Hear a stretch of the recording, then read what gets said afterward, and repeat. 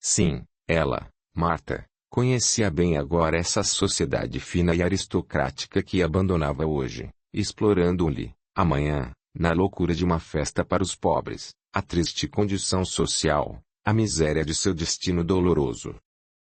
Era preciso morrer, acabar de vez com aquilo, com essa existência inútil e amargurada. E por que não? Alguém a poderia censurar por ter procurado a morte por suas próprias mãos. A vida não lhe pertencia.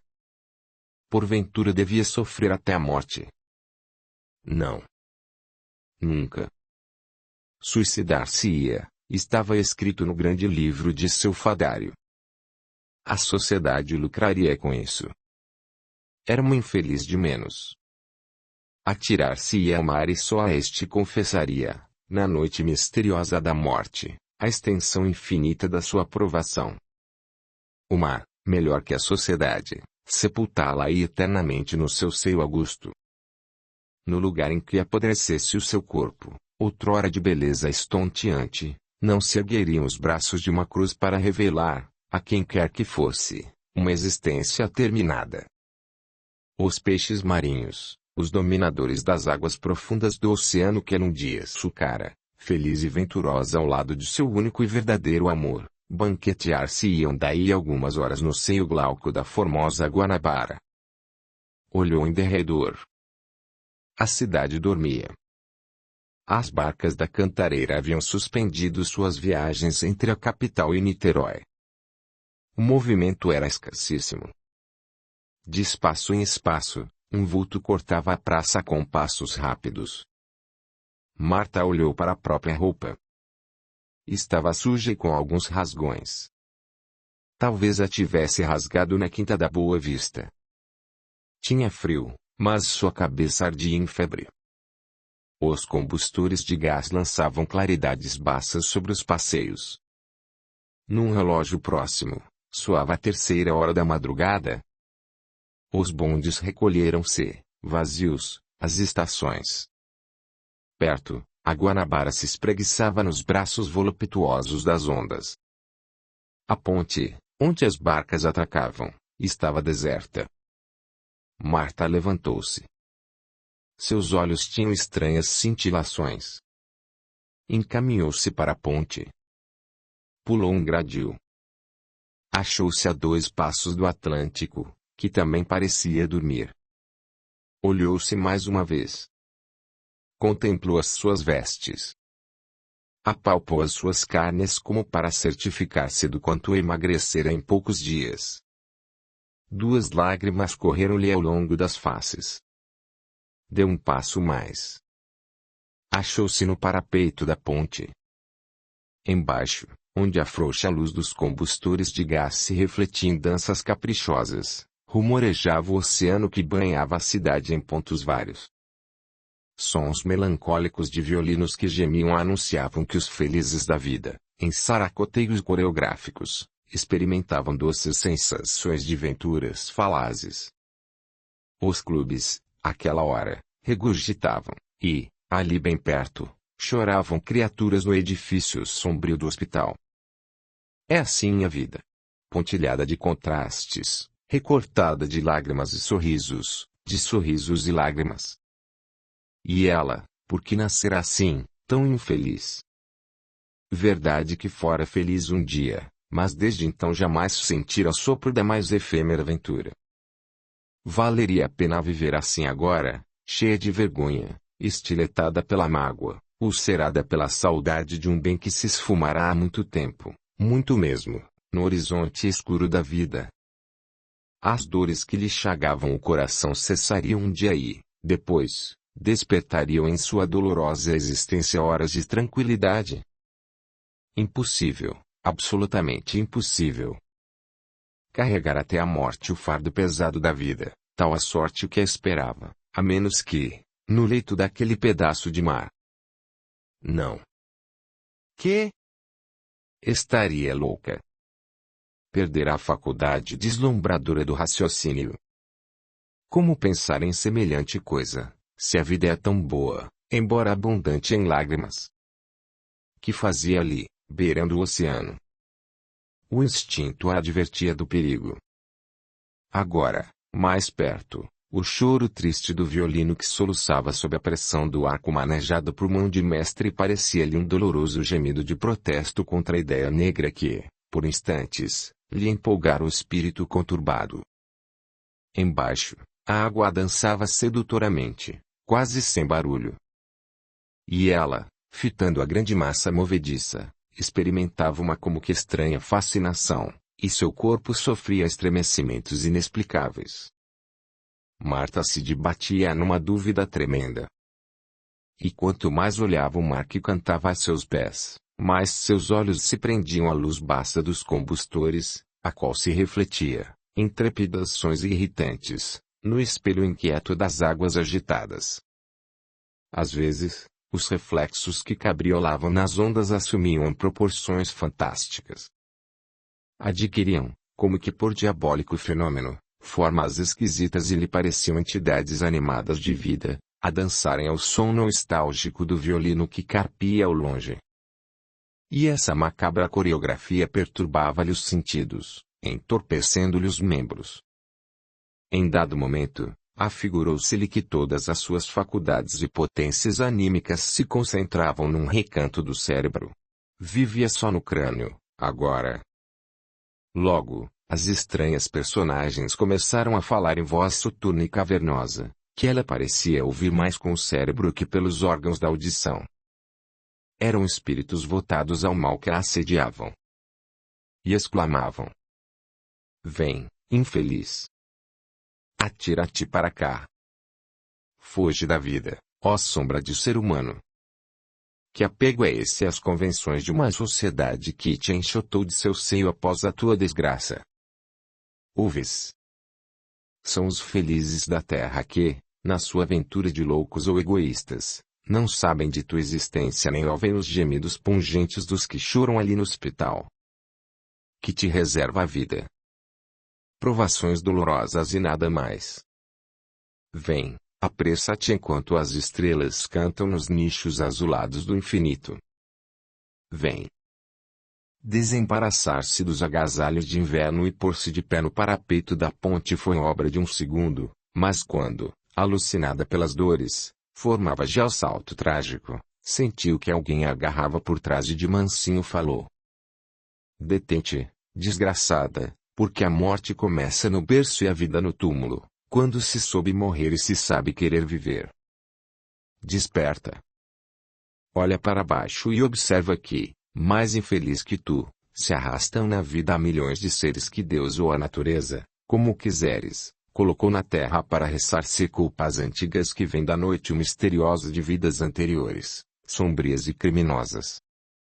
E quando cessaram essas palavras de evangélica doçura, ela se achou fora da ponte. Olhou em derredor para descobrir quem ousara detê-la na última extremidade da vida. Recuou um passo, lívida, de cabelos eriçados. O dia começava a raiar. Martinho, ou melhor, o espírito de Martinho sorria ao seu lado, docemente. Marta, passada que foi a primeira impressão, olhou-o demoradamente, sem articular palavra, sem mesmo mover os seus grandes cílios. Ele, envolto em vestes vaporosas, sutis e luminosas, a sorrir, tinha o aspecto de um anjo redentor em missão naquele trecho silencioso da fantástica metrópole. "Por que, infeliz, falou a habitante do invisível, ias cometer tamanho crime? Sequer raciocinaste sobre a tremenda responsabilidade que assumirias com esse ato tresloucado? Não sabes tu que suicídio é um duplo crime, porque, ao mesmo tempo que viola as que sabe as leis de Deus, corta a existência conferida a uma alma em provas para resgatar o passado de delitos. Queres fugir da vida para fugir da dor? Mas fugirias em verdade do sofrimento? Nunca. Nunca, minha doce amiga, minha pobre irmã. O que te faltasse em tempo, para complemento de tua existência planetária, levarias a sofrer em torturas mil, em virtude de tua culpa. Tal a sorte dos que não têm forças para suportar as provações da vida. Acompanha-me, disse ele. e começou a caminhar, seguido por Marta. Cortou praças e dobrou ruas por muito tempo. Súbito, parou à frente de grande edifício existente na Avenida Passos. Entra, pois que alguém te espera. E, num gesto de larga proteção, desapareceu com a mesma subitaneidade com que lhe surgira. Ela hesitou ainda, mas finalmente entrou e, guiada por estranha vontade, achou-se em pequeno compartimento da esquerda do pobre e desmobiliado casarão, no qual, no momento, eram atendidas algumas dezenas de pessoas. Um homem lia.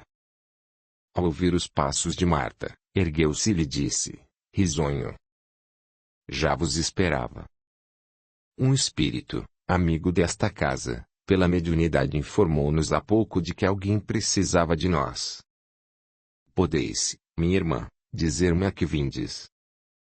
Não tenho casa e sou uma desgraçada, soluçou Marta, cobrindo o rosto com as mãos emagrecidas. O homem olhou-a com infinita compaixão. Aqui perto há uma hospedaria honesta. Levai este cartão e ide descansar.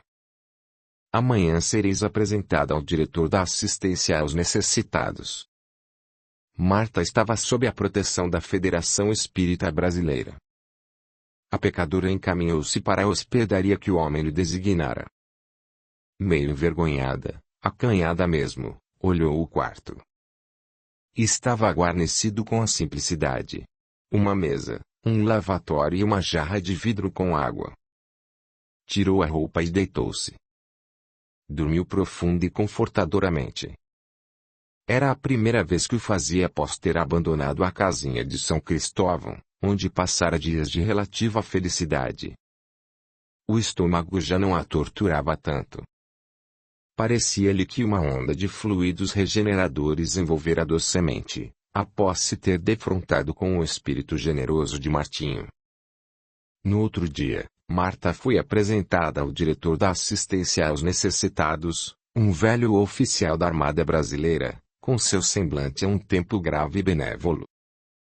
O homem da véspera explicou, em 2 palavras, a comunicação que lhe fora dada por um espírito amigo da casa e o aparecimento de Marta.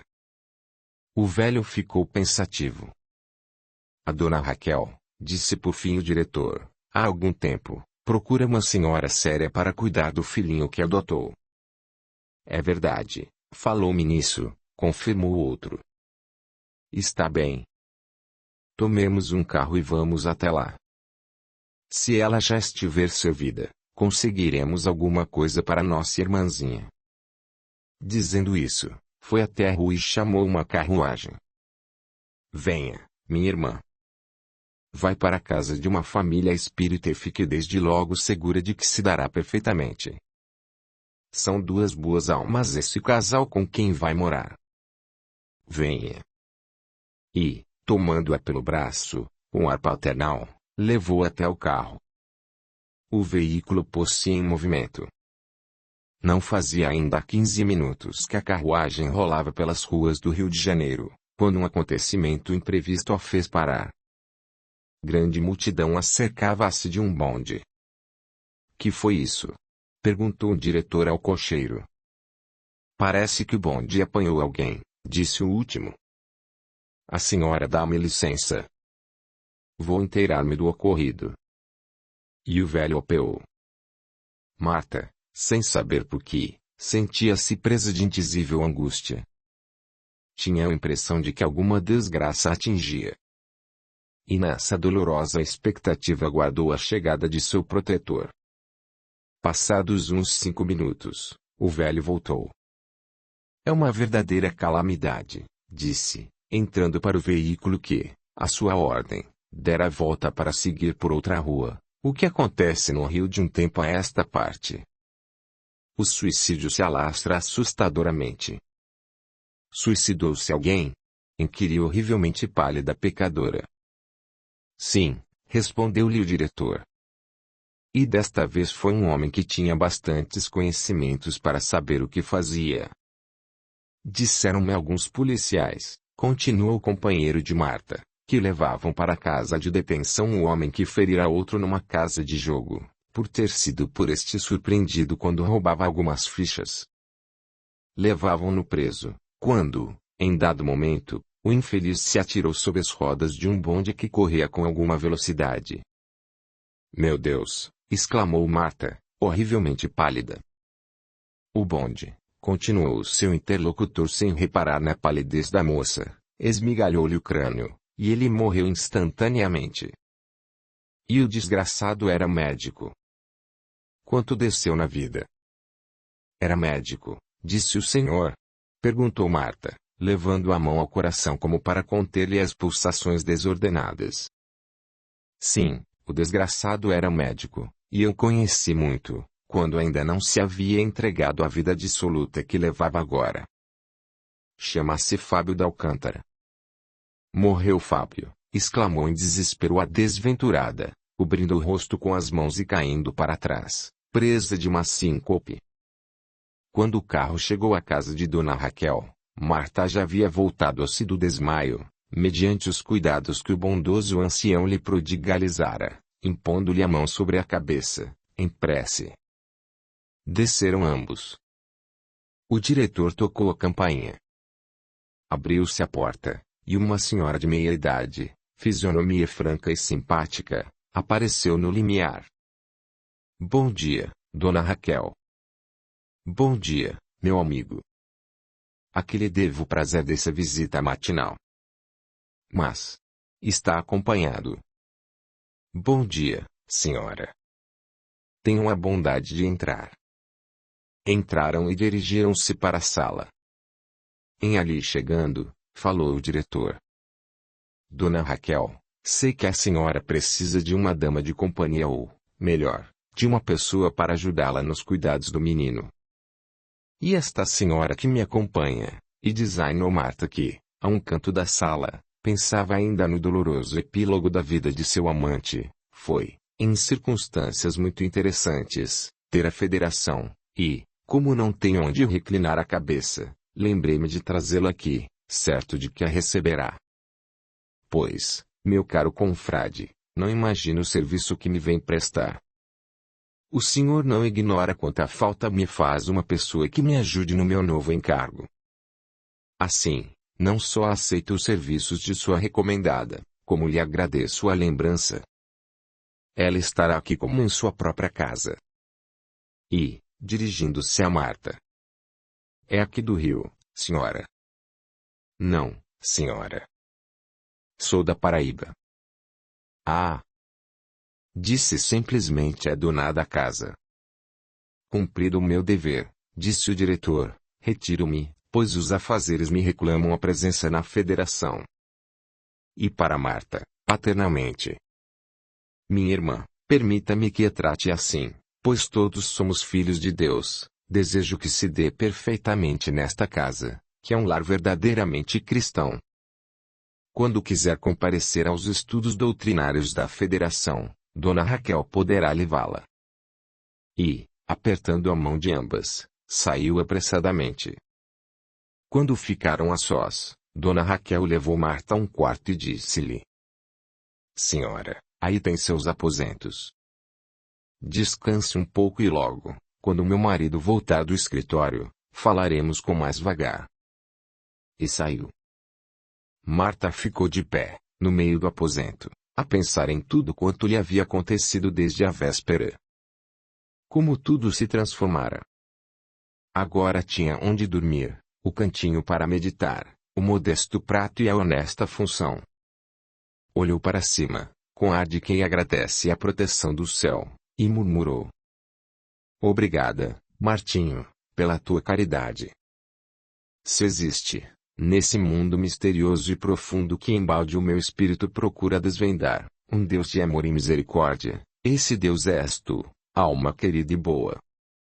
Martinho, continuou, meio exaltada, não ignoras certamente a desgraça tremenda que me feriu há pouco. Pois bem, ampara esse homem infeliz que eu amei na terra, esse homem que é o pai de meu filho, esse homem que, infelicitando-me, causou-te um dia a morte. Indulgente e misericordioso que és, não abandonarás na sua dor, estou certa, esse homem que é teu inimigo, mas que foi um grande desgraçado. Marta calou-se, mas deu curso livre às lágrimas. Como o tinha amado. E Fábio, no entanto, jamais compreendeu a grandeza desse amor. Audiolivro realizado pelo canal Surya Chand Audiobook. Capítulo 14. Marta, há cerca de um mês, residia em companhia de Dona Raquel e seu esposo. Afeiçoara-se logo ao filhinho adotivo do casal, uma criancinha de 2 anos mais ou menos, morena, gorda e muito esperta. Chamava-se Moisés. Extremamente parecido com Fábio, Marta não o tirava do colo, querendo assim não só cultuar os trabalhos de mãe que ela repelira na cegueira de sua paixão violenta e funesta, senão também contemplar sempre, naquela inocente criaturinha, os traços que lhe evocavam no espírito a figura odiosa, mas sempre querida do único homem que amara realmente. Momentos havia em que o coração se lhe enchia de inquietantes apreensões. Ao olhar para a criança que tanto queria, vinham-lhe vagos pensamentos, uma imposição esquisita que lhe lembrava ser aquela criaturinha o seu próprio filho. Mas essas apreensões logo se extinguiam, ao se lembrar de que a família que a recolhera, tão afetuosamente, era dali mesmo do Rio e, com certeza, retirara a criança de algum asilo de enjeitados ou de órfãos. O que era certo, porém, é que Marta já amava, com verdadeiro e puro sentimento materno, o querido Zezé, como carinhosamente o chamava. Dona Raquel não deixava de perceber essa profunda afeição que Marta votava ao filhinho e até mesmo nisso se comprazia, já que, por intermédio dessa criança, fácil lhe seria encaminhar aquela sofredora criatura para os conhecimentos sublimes do Evangelho. Emprestara-lhe mesmo livros espíritas, que Marta lia com o maior interesse e entusiasmo. E essas obras foram trabalhando a sua alma de tal forma que, em pouco tempo, discorria com proficiência sobre assuntos transcendentais de filosofia espiritualista. Foi, então, que uma multidão de fenômenos, outrora atirados para o domínio do maravilhoso, teve para ele explicação lógica e natural à luz da ciência espírita. Compreendeu, finalmente, que as risadas ouvidas no passado partiam de espíritos trevosos que se rejubilavam com os sofrimentos dela.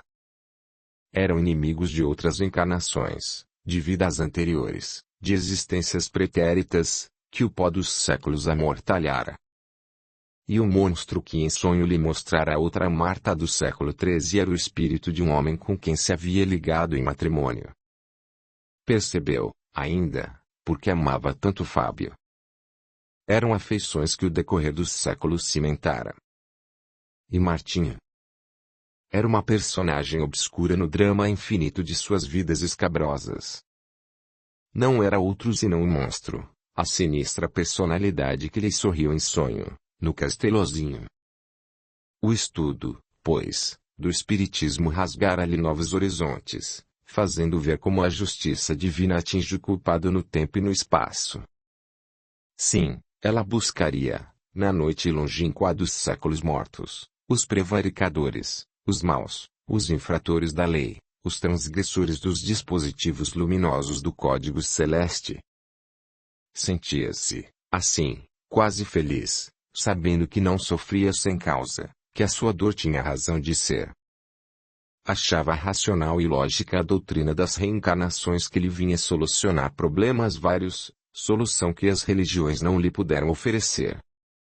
As diferenciações sociais, a desigualdade das riquezas, as disparidades que observava no seio das coletividades, tudo isso, que na aparência traz o cunho de injustiças clamorosas, à luz da ciência espírita, tinha uma explicação tão natural que se admirava mesmo de não a ter encontrado antes.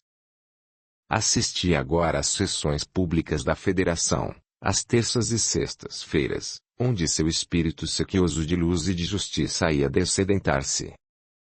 Quase sempre, numa sessão particular que ela também frequentava, o espírito de Martinhos se incorporava para explanar trechos do Evangelho, numa elevação de linguagem, numa sublimidade de conceitos que lhe tocavam fundo ao coração. E como se sentia ela feliz, ouvindo os ensinamentos caridosos de seu grande amigo. Um dia, em sessão mediúnica, já passados alguns meses após a morte de Fábio, Martinho anuncia a vinda de um espírito infeliz, de um irmão que sofreu horrivelmente. Era o espírito de Fábio. Ela nunca pôde esquecer aquele momento, o instante em que o médium, completamente transfigurado, incorporava o espírito do grande desgraçado. Ah! Como sofria ele! E, coisa notável, sua dor era mais violenta quando se referia ao gênero de morte que escolhera, com a responsabilidade de seu livre-arbítrio. Agora, sim, compreendia o alcance das palavras que o espírito de Martinho lhe dirigira naquela noite memorável, quando, levada pelos seus inimigos do plano invisível, pretendia interromper a vida terrestre. O sofrimento de Fábio era incalculável, indescritível mesmo. E ela teve medo de que o homem que a infelicitara revelasse o seu passado de crimes hediondos. Felizmente, o espírito tratou exclusivamente de sua dor. Ao voltar a casa, nessa noite, Marta passou por dolorosa provação. Dona Raquel, referindo-se à comunicação de Fábio, contou-lhe uma história idêntica à sua, omitindo, por não saber ou por vontade, os nomes dos respectivos protagonistas. Era a história de Marta, com o seu cortejo de crimes, perfídias e indignidades. Sim, era bem a sua história, analisada cruamente, mas sem rancor. E o filho que essa infeliz mulher, concluiu Dona Raquel, abandonou num momento de verdadeira loucura esse que aí tens nos braços e que uma preta desventurada, há pouco desaparecida da vida objetiva, me confiou, relatando, entre lágrimas, a tragédia espantosa que se desenrolou há uns 2 anos em humilde recanto de um estado nordestino. Marta chorava violenta e convulsivamente, percebendo, por uma intuição, que era a sua própria história que ouvia ali, da boca de uma mulher que não sabia, talvez, estar diante da infortunada autora de tamanha tragédia. E entre as lágrimas que lhe queimavam as faces, alguma havia de secreta alegria. Moisés era seu filho. Marta não dormiu por toda a noite. Ora pensava, ora chorava. Deus, exclamou a desgraçada. Basta de sofrimento. A minha vida é inútil na face da terra. Para todos os lados que me volto, a tua justiça me condena e aponta como perigosa delinquente. Porque me não levas, por conseguinte, para a vida dos espíritos, num gesto de suprema clemência. Basta, meu Pai, de tantas lágrimas, de tantas amarguras e de tantas provações. Fora, chovia torrencialmente. As árvores, açoitadas pelo vento que rugia, bracejavam na treva como gigantes acorrentados. De vez em quando, rasgavam a escuridão fantástica da noite relâmpagos prolongados. Na vidraça da janela, a chuva cantava áspera e violentamente. Marta olhava agora para o exterior. Ardia em febre. Sua cabeça escaldava e sentia a tortura de uma dispneia horrível. Abriu a janela. Uma onda de ar úmido e frio envolveu-a completamente, fazendo-a retroceder. Queria dormir, mas os nervos se lhe opunham à vontade. Atirou-se ao leito. Com o contato da cama, tossiu um pouco. Pensava na vida. Seria mesmo a sua história que acabara de ouvir, ou uma idêntica? Há tantas histórias parecidas. Algo, porém, lhe dizia a consciência que fora lá a protagonista do que vinha de escutar. Sim, Dona Raquel contara a sua história. Pela madrugada, quando o temporal cessara um pouco, a infeliz conseguiu conciliar o sono. Tinha febre. A cabeça parecia querer estalar. Uma dor violenta, à altura dos pulmões, torturava-a. Pela manhã, não se pôde levantar, por mais esforço que fizesse. A tosse recrudescera. Dona Raquel, alarmada, mandou chamar o médico da família. Este, após minucioso exame, diagnosticou uma pneumonia. Marta, coitada, sofria mais por não ter ao lado o travesso Zezé, a quem tanto se afeiçoara por lhe trazer à lembrança a figura outrora querida de Fábio, do que mesmo pela sua própria enfermidade. Agora, então, que tudo indicava ser ele seu filho, maior se tornara o apego que tinha pela criança. Todavia, guardara inviolável segredo. Para o bem de Zezé, ninguém devia conhecer em Marta a mãe transviada. Dona Raquel compreendera sua predileção pelo garoto, mas que fazer? Era lá possível Moisés viver ao lado de Marta, doente como estava? Impossível. Entretanto, contrariando as determinações severas do médico, de quando em vez, para consolo daquela alma ulcerada pelo sofrimento, ia até o quarto de Marta com Moisés pela mão, a fim de que a presença da criança, naquela alcova onde o anjo da morte pretendia distender as suas asas, lançasse no coração chagado da enferma um pouco de alegria e de conforto. Eram os momentos mais felizes para a desgraçada, quando podia abraçar, num olhar terno e prolongado, onde se manifestavam os doces claros da felicidade que só encontramos no olhar bendito das mães, aquela tenra criaturinha tão semelhante ao filho que deixara um dia esquecido nos aposentos perfumados de sua quinta distante. A história que Dona Raquel lhe contara naquela noite se havia insinuado de tal maneira em seu espírito, que, às vezes, tinha a desconfiança de que a sua benfeitora lhe estava a par da vida criminosa. Mas não podia ser. Dona Raquel não era hipócrita e tanto isso era verdade que jamais tentara, prevalecendo-se de sua posição, penetrar o mistério de sua existência tão fértil em lágrimas e desgostos. Mas como podia ela aceitar uma história tão semelhante, em seus mais insignificantes detalhes, à odisseia de sua vida? Pensava, porém, que Dona Raquel jamais engendraria quaisquer historietas para desvendar o segredo de sua vida dolorosa. Era, pois, verdade tudo quanto aquela mulher lhe contara. E se fosse a sua própria história? Dona Raquel bem podia ter esquecido os nomes dos protagonistas desse drama comovente, e como pouco lhe dava o viver de cada um, não aprofundara as suas pesquisas. Tomara seus cuidados a criança, não lhe interessava o resto.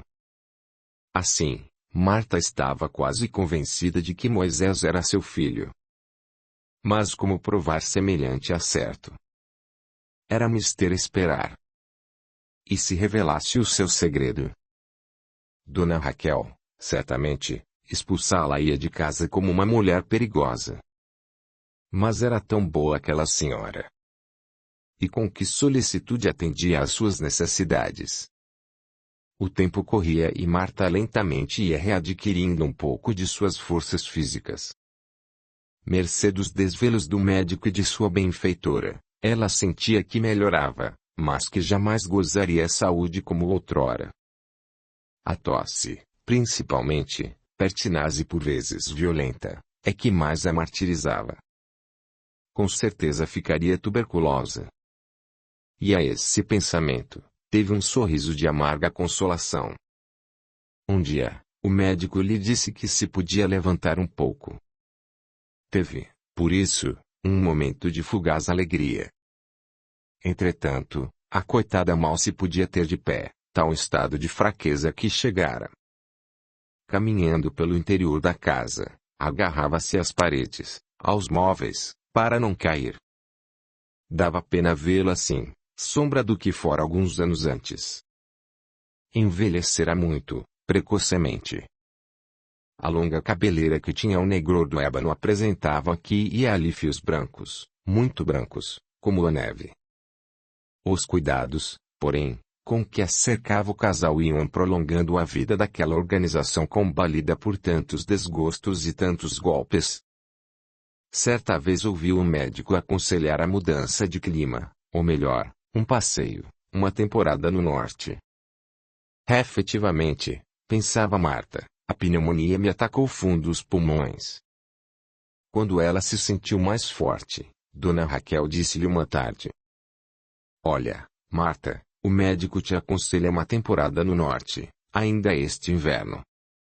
E como o novo dono da quinta onde fui encontrar o nosso Moisés e de nossa amizade, iremos para lá na próxima semana.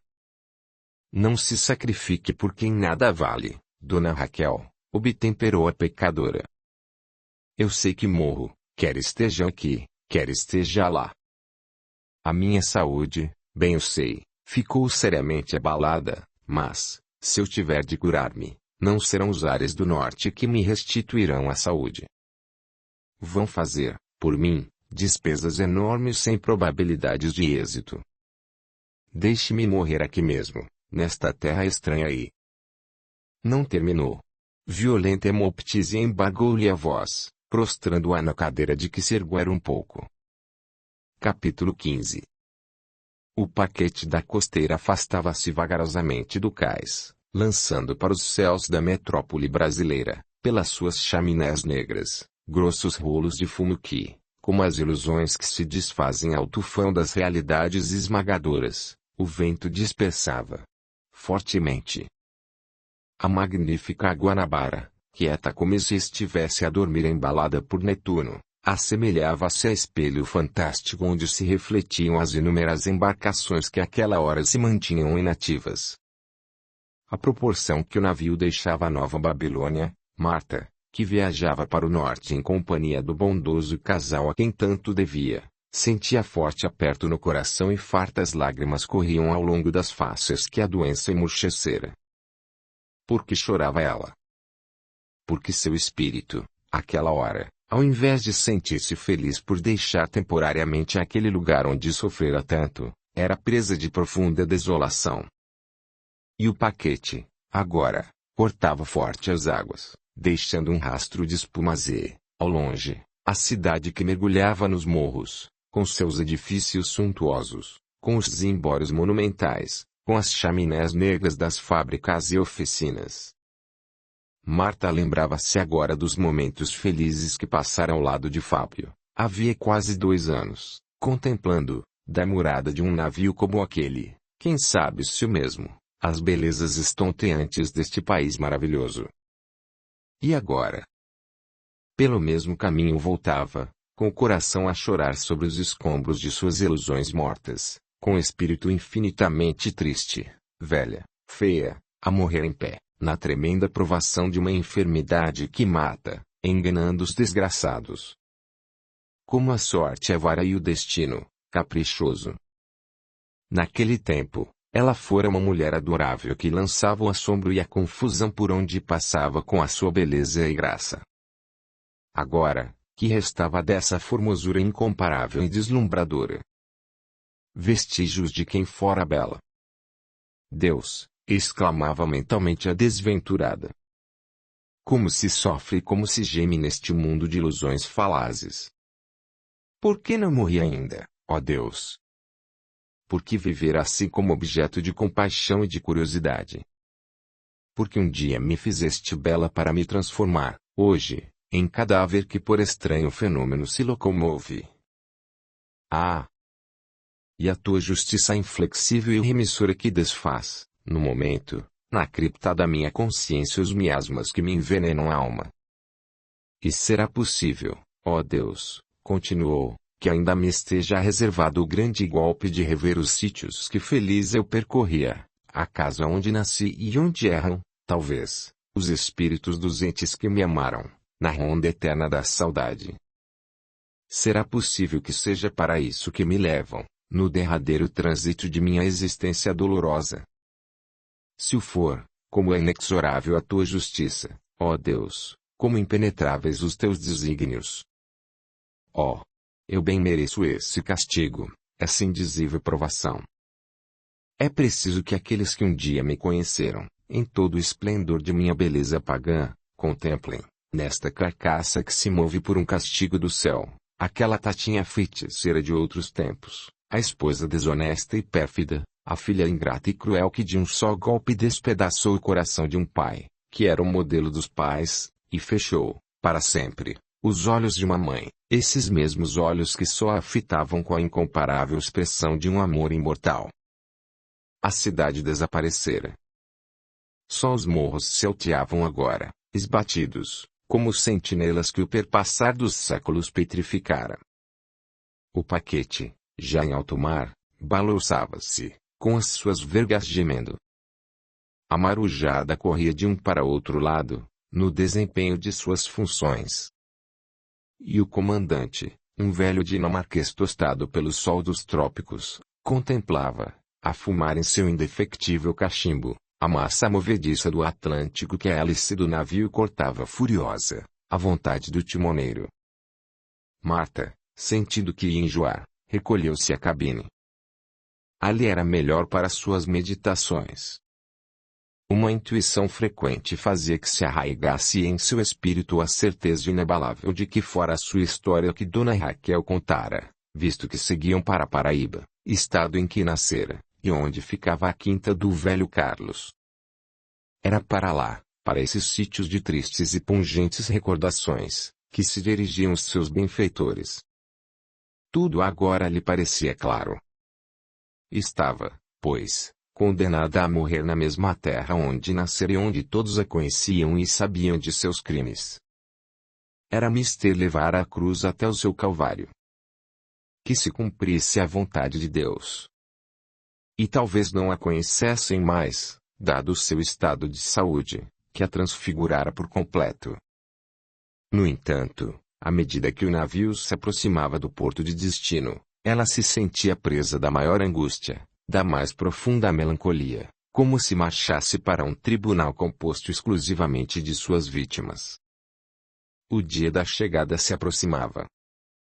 Dentro de 24 horas, o paquete lançaria ferro no porto da Paraíba.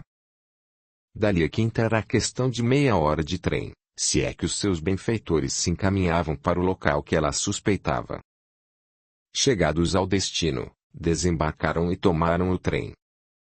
Dona Raquel e o seu amável esposo se mostravam alegres e prazenteiros pela feliz viagem que haviam feito, mas, ao mesmo tempo, se sentiam pesarosos em face da melancolia profunda de sua protegida. Era a doença, pensavam consternados. A coitada sofrera tanto, que lhe parecia natural essa tristeza.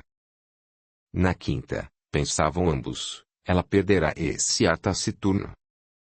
Quando Marta, de carro, verificou que, em verdade, os seus companheiros se encaminhavam para o lugar de onde, havia 2 anos e alguns meses, fugira com o homem que a fizera tão desgraçada, não conteve as lágrimas e chorou copiosamente.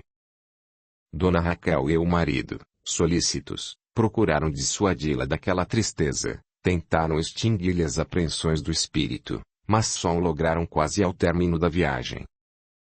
Marta não mais fazia questão de ocultar a sua dor, dor sem precedentes em toda a sua vida, dor capaz de esmagar, aniquilar, matar. E quando o carro, vagaroso, passou perto do sítio em que confessara a Martinha sua culpa, teve a impressão de que lhe estalava o coração, de que algum ser infernal lhe esmagava o cérebro com suas mãos possantes. Olhou ainda e viu a pedra em que se sentara, naquela manhã memorável, para dizer a Martinha o quanto era desgraçada, para revelar ao homem que a amara com loucura o segredo terrível de sua existência. Lá estava a pedra, no mesmo lugar, e, mais embaixo, o arroio, cujo gemido lhe chegava aos ouvidos com a mesma poesia de outrora, com a mesma tristura de então.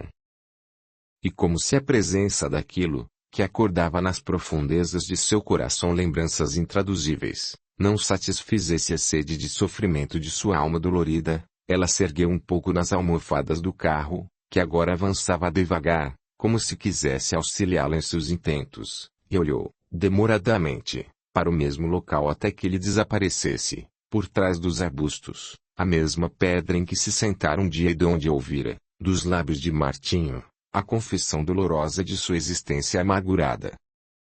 Sombra do que fora, Marta não era mais a mesma jovem risonha e bela na frescura encantadora de seus 20 anos de juventude e de esperanças. Semelhava um cadáver em marcha para o chão de um cemitério. Como tudo termina nesta vida, santo Deus, exclamava mentalmente a doente a evocação de um passado feliz, que não ia longe. Marta chorava. Em chegando à quinta, felizmente, ela não vira uma só pessoa conhecida. Todos lhe eram estranhos. Até mesmo os antigos trabalhadores haviam desaparecido. Entrou, em companhia de Dona Raquel e dos novos donos da quinta, para aquela casa de tão saudosas e amargas recordações, com os olhos em lágrimas que, furtivamente, limpava. Por um desses caprichos da sorte, por uma dessas ironias do destino, coube-lhe, como aposento particular, a mesma dependência que ocupara por muitos anos, quando não conhecia ainda a ingratidão dos homens e a crueldade do mundo. Ao ficar em seu quarto, a sós com a sua consciência, começou a examinar todos os cantos da antiga alcova, como se procurasse arrancá-los à sua mudez eterna, com a eloquência de seu pranto e o poder de sua vontade, para que lhe contassem tudo o quanto ouviram após a sua fuga. Tudo, porém, estava mudado. Nenhum objeto que lhe falasse ao espírito, já quase desprendido da terra, fora ali conservado. Então, dirigiu-se à janela e olhou. Quantas recordações, quantas cenas, quantas lembranças não lhe acudiam à mente agora, naquele triste pôr de sol, à vista do pomar onde passeara tanto, ao lado de Fábio, sob o olhar triste de Martinho.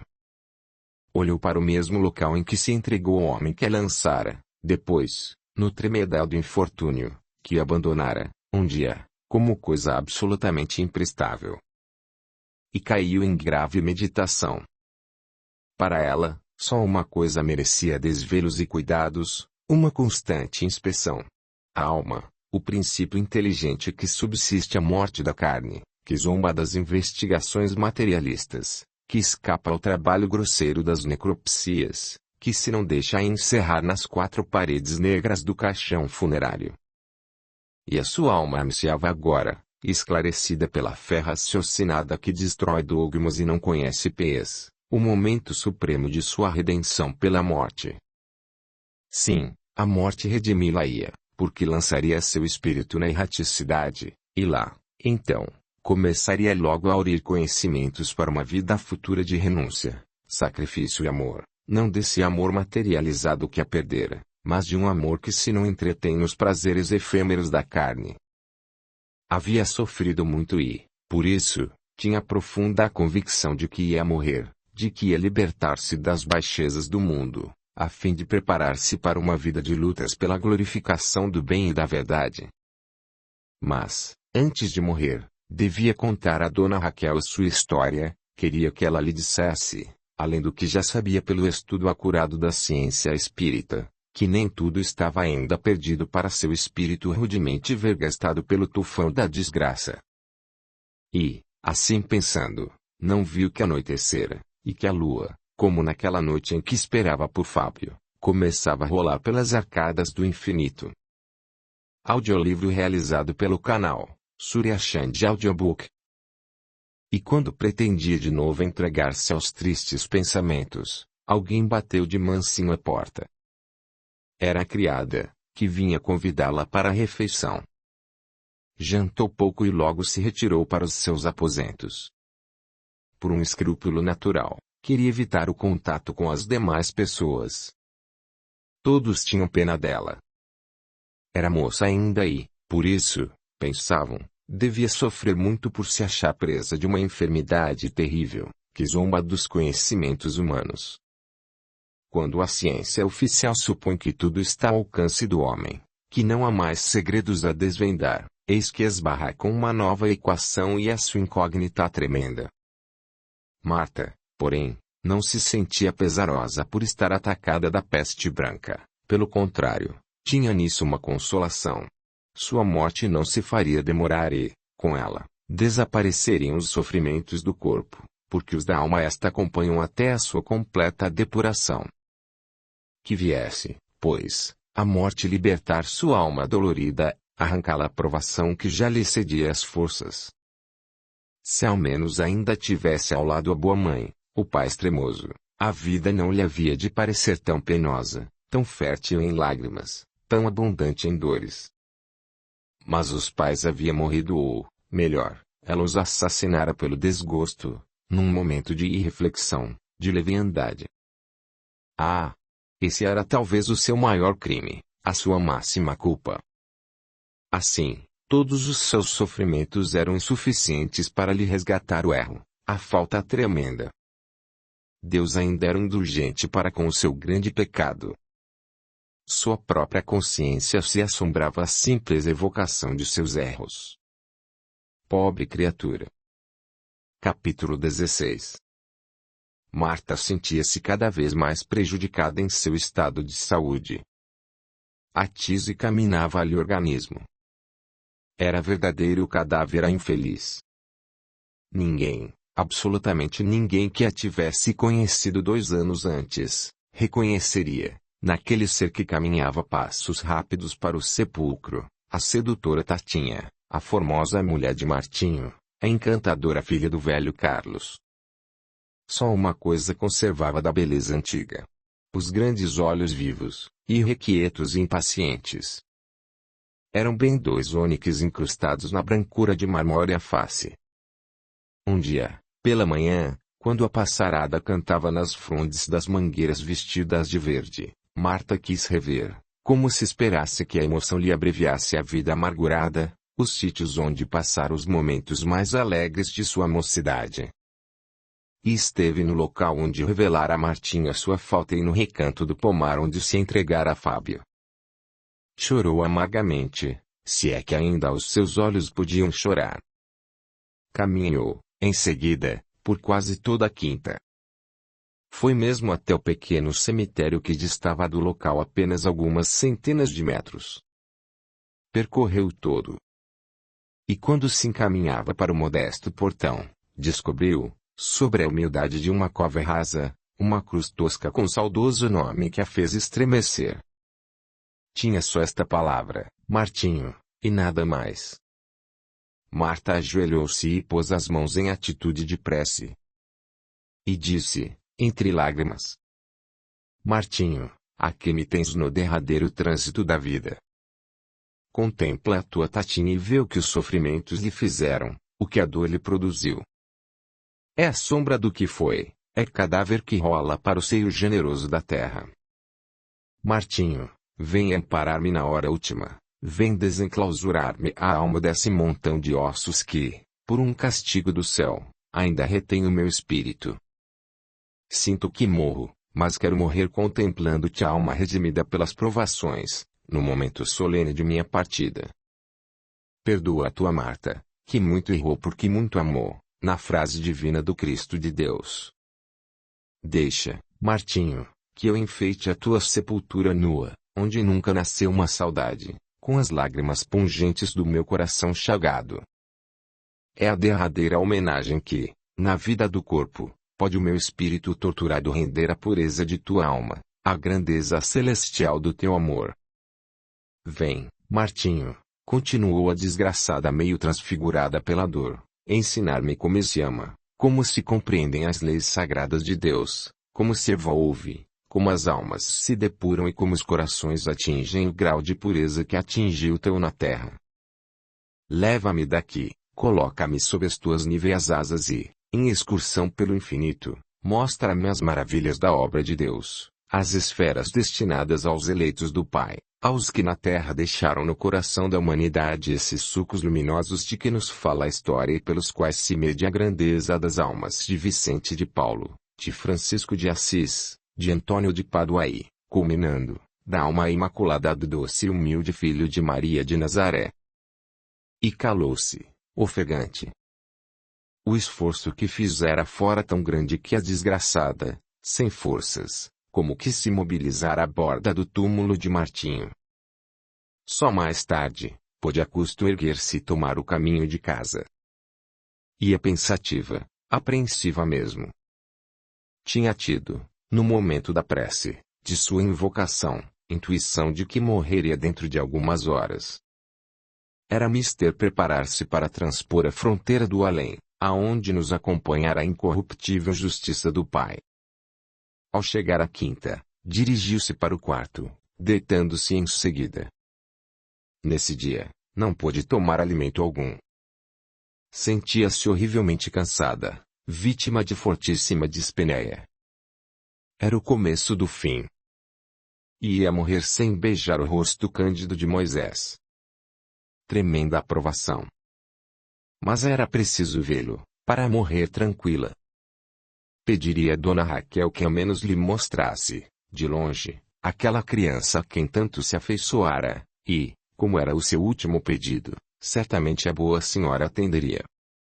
Quando se lhe aumentava mais ainda o sofrimento, Dona Raquel empurrou de mansinho a porta e entrou. De um rápido golpe de vista, percebeu que Marta ia muito mal, talvez não resistisse muito tempo. Sentou-se à borda do leito e, com palavras repassadas de carinho, preparava aquele espírito prestes a desprender-se para a suprema viagem. Dona Raquel, disse a custo, numa voz muito baixa, a infeliz, preciso contar-lhe a minha história, à beira do meu sepulcro.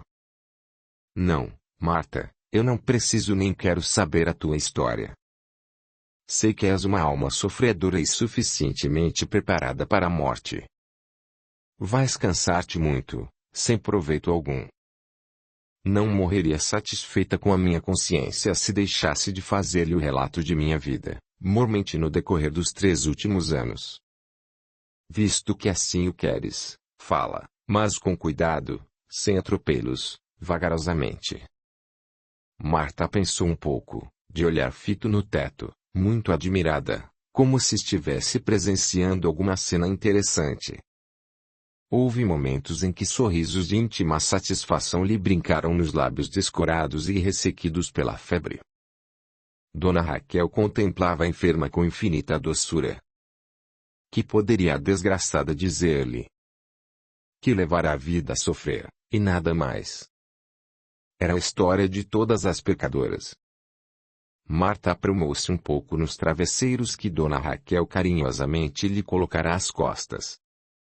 A minha vida, começou ela, é quase a mesma de todas as mulheres que rolam pelo declive do vício. E principiou a história, com todos os pormenores da sua vida, desde que fora para o colégio da capital. Nada omitiu, nada deixou obscuro. E para arrematar, Moisés é, pois, o meu filho, o filho do meu amor e do meu crime. Agora não lhe fala pecadora, mas a mãe redimida pela dor, pelas lágrimas, pelas provações.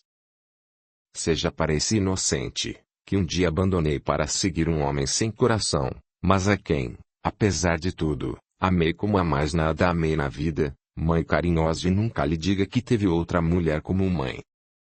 É preciso que ele viva sem nunca ter sabido que veio ao mundo pela mão do crime. Vou morrer, prosseguiu com dificuldade, no mesmo local onde prevariquei, sem o perdão de meus pais que tanto me confortaria na hora derradeira, mas sei que Martinho me perdoou e que a senhora saberá pedir a Deus pela infeliz que ainda não sofreu a altura de suas culpas. E calou-se, ofegante. Dona Raquel contemplava, comovida, aquela mulher que tanto errara, mas que também muito padecera. Marta respirava com extrema dificuldade. Seu olhar dirigiu-se de novo para o teto. Um quadro surpreendente se desenrolava diante de seus olhos parados e muito abertos. Um sorriso de infinita consolação lhe dançava nos lábios. É. Martinho, disse, quase a morrer. É ele. Que vem buscar-me. Como é belo. Sorri. Acena-me. Doce. Mente. Ah, meus pais. Minha mãe. Ela me perdoa. Calou-se mais uma vez. Seu espírito desprendia-se. Desligando-se, ele se concentrava à altura do coração, como para dar a Marta um último sopro de vida. Dona Raquel, adeus. Obrigada. Moisés. Meu filho querido. Beijos. Meu corpo. Ao lado sepultura. Martinho. Adeus. Ore por mim. Por Fábio. Grande, infinito amor aquele. Mamãe, falou alto alguém que penetrara no quarto, furtivamente. Era Moisés. Marta, no esforço de que só é capaz a alma das mães, ergueu-se um pouco sobre os cotovelos e olhou com um ar de incomparável doçura, de infinita meiguice, para aquela criança que na hora derradeira lhe vinha cantar aos ouvidos, ao espírito e ao coração, esse nome que é uma epopeia de luz, mãe. Olhou tanto como se quisesse gravar no fundo da alma, pela eternidade afora, os traços daquela criança, já que não podia transmitir-lhe, na suprema consolação de um beijo, todo aquele imenso amor que revelava, na mulher perdida, o sentimento da maternidade que redime, transfigura, eleva e santifica. E seu espírito partiu, deixando um sorriso suave, quase divinizado, no rosto sem vida e macilento da infeliz Tatinha. Fim. Gostou da história? Então curta, comente e compartilhe, assim você estará apoiando o canal. Se inscreva, ative o sininho e clique em todas, para receber as notificações de novos audiolivros. Agradeço a sua retribuição. A gratidão é o caminho da evolução.